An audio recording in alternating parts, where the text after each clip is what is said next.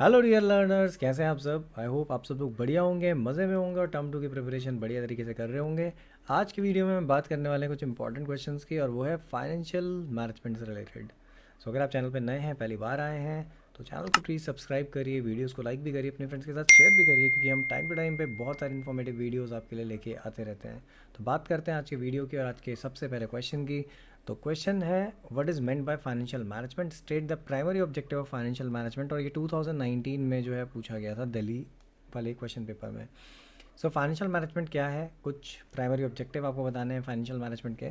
So financial management का मतलब होता है it is related with management of flow of funds involved which involves decision relating to procurement of fund, investment of fund, distribution of earning. तो भाई financial management का मतलब है कि ये फाइनेंस का मैनेजमेंट है।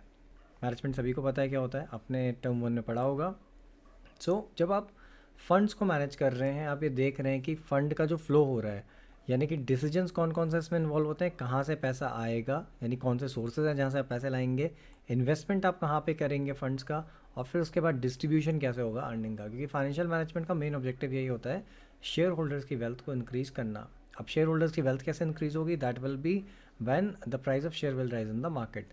सो ये एक ऑब्जेक्टिव है। फाइनेंशियल मैनेजमेंट में be defined as planning, organising, directing and controlling the financial activity of an organisation. यानी फाइनेंशियल एक्टिविटीज़ जो है ऑर्गेनाइजेशन की, उनको प्लान करना, ऑर्गेनाइज करना, उनकी डायरेक्टिंग यानी डायरेक्शंस इशू करना उनसे रिलेटेड, कैसे उनको यूज़ करना है, कैसे उनको प्रोक्योर करना है, ठीक है। और कंट्रोलिंग, क्योंकि ये भी इंश्योर करना है कि उनका बेस्ट यूटिलाइजेशन होना चाहिए, और आप कंपेयर करेंगे एक्चुअल परफॉर्मेंस को with the pre determined objective. तो दैट इज़ फाइनेंशियल मैनेजमेंट।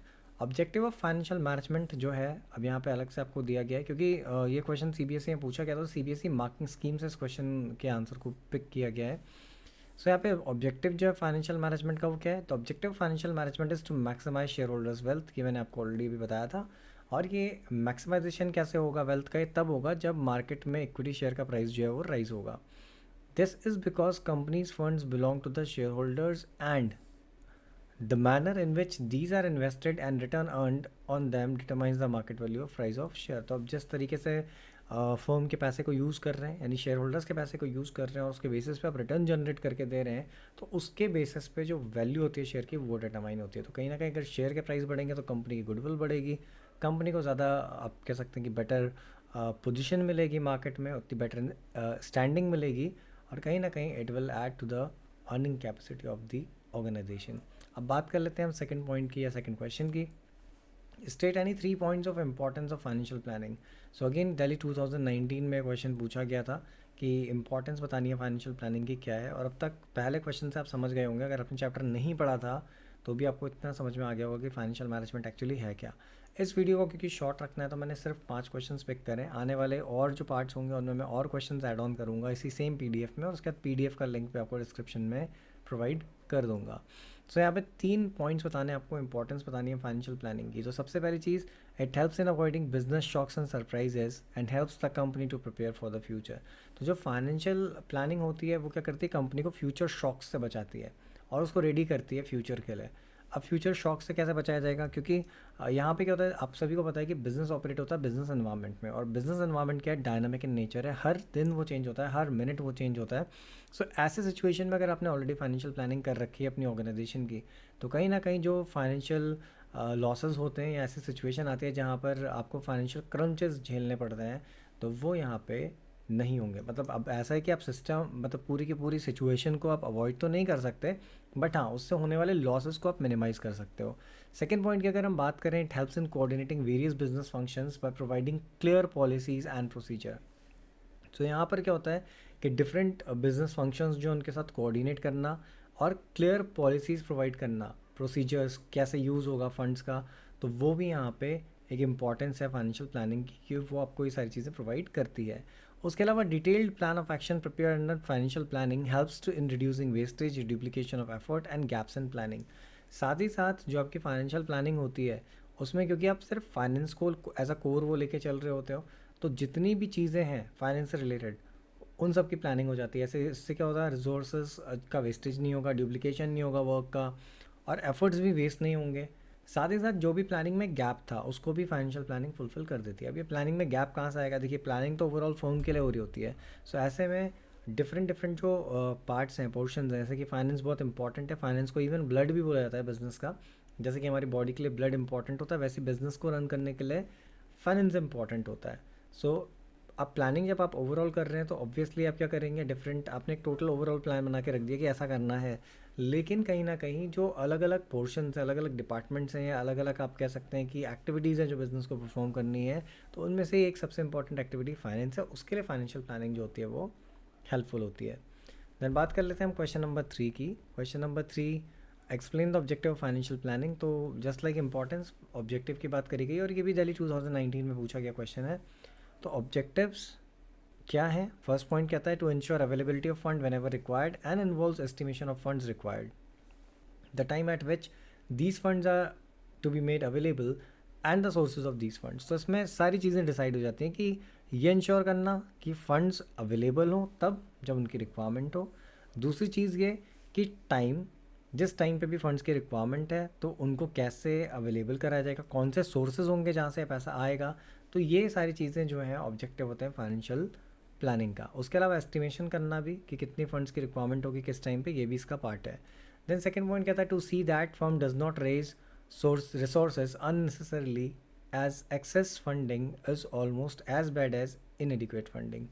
तो भाई ये भी होता है कि फंड मतलब फर्म को ये भी देखना होता है कि फंड्स अननेसेसरीली रेज ना हो। अगर फर्म के पास पैसे नहीं है तो सेम उसी की तरह जो वो बुरी सिचुएशन है, वैसे ही अगर आप एक्सेस में फ़ंड लेके आ रहे हैं तो भी वो बुरी सिचुएशन ही है।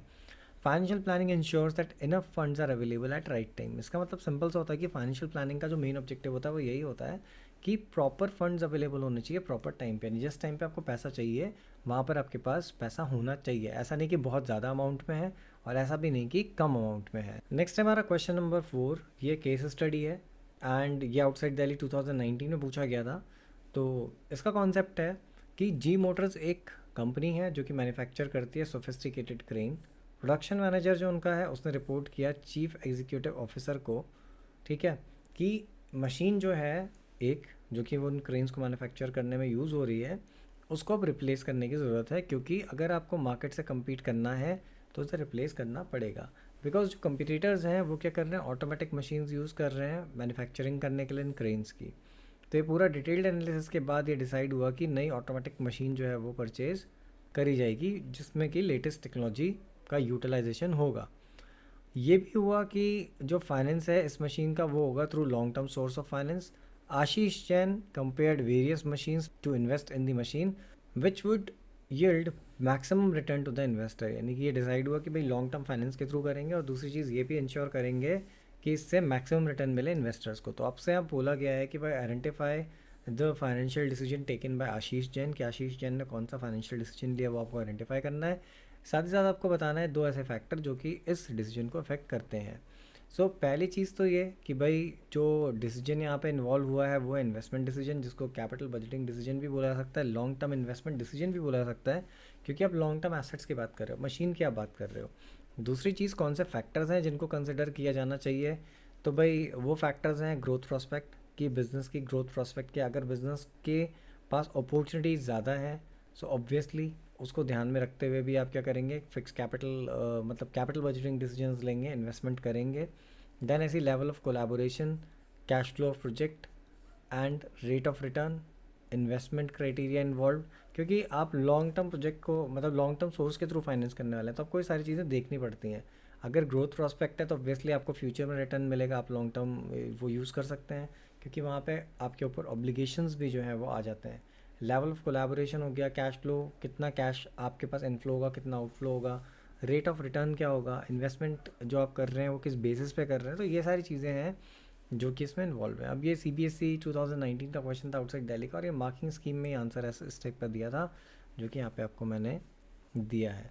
अब बात कर लेते हैं क्वेश्चन नंबर 5 की, जो कि इस वीडियो का लास्ट क्वेश्चन है। इस वीडियो में फिलहाल 5 ही क्वेश्चन हैं, आने वाले वीडियोज़ में और क्वेश्चन होंगे।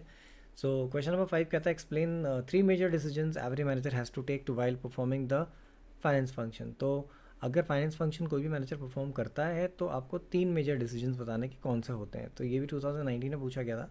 3 जो मेजर डिसीजंस हैं फाइनेंस के वो हैं आपका investment decision, financing and dividend.